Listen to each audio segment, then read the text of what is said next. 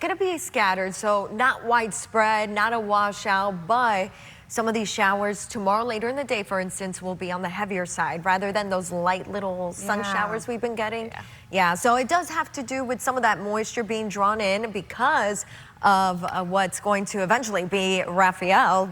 It's not named yet. It's a potential tropical cyclone number 18, which is really long to call it that. Eventually, it'll be named once it gets into that tropical storm status, which could happen later on this morning or by this afternoon. With that said, humidity is also going to increase, especially throughout midweek. Also, the winds, well, they're just going to stay windy too. Out of the east today, out of the east tomorrow. Now this morning, there's still the chance for a stray shower, but that's the key word, stray.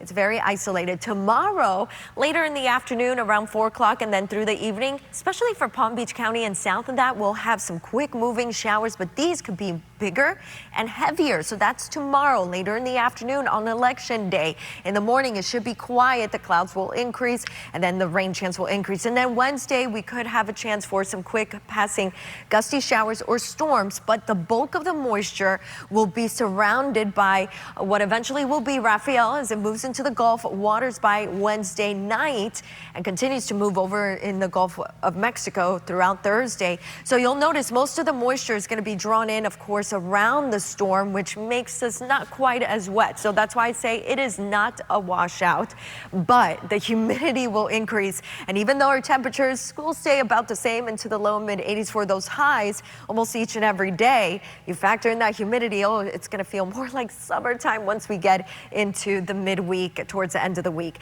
Here's a look at the bus stop forecast this morning. Breezy coast, maybe a light shower along the coast. Otherwise should stay mainly dry, partly to mostly sunny skies this afternoon and windy with highs in the mid 80s.